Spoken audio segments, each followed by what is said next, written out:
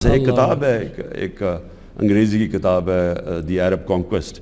وہ سارا لکھا ہوا ہے کہ نبی صلی اللہ علیہ وسلم جانے کے بعد کتنے یعنی ایک پرولیفریشن تھا, ایک کے بعد دوسرا عظیم آدمی تھا, کوئی کدھر جا رہا ہے کوئی کدھر, اور ایک ان میں عجیب سی ایک انہوں نے ڈال دیا. یعنی وہی جو مولانا رومی کی سینگ ہے کہ انہوں نے انسان کو پر دے دیے, وہ سارے بڑے انسان بن گئے.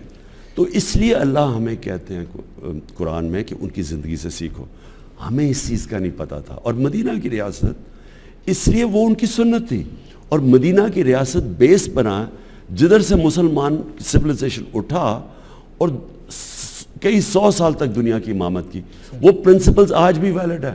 مجھے یاد ہے لوگ ہمیں کہتے تھے وہ جی 14 سال پہلے کی بات نہ کرو, لیکن وہ سارے پرنسپلز جو بھی آج ترقی یافتہ ملک ہے وہ کہیں نہ کہیں ان کے پرنسپلز یوز کر رہا ہے. مثلا سوئٹزرلینڈ کچھ بھی نہیں ہے, امیر ترین ملک ہے, رول آف لا بھی وہاں ہے, فلائی ریاست بھی وہاں ہے, خودداری بھی ان کے اندر ہے.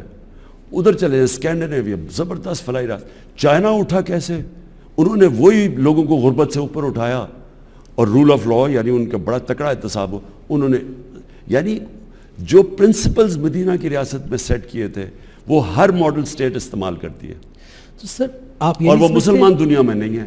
آپ مسلمان دنیا میں دیکھیں وہ جو پرنسپلز ہیں وہ یہاں نہیں ہیں, وہ ہر ان ملکوں میں جو کامیاب ہیں.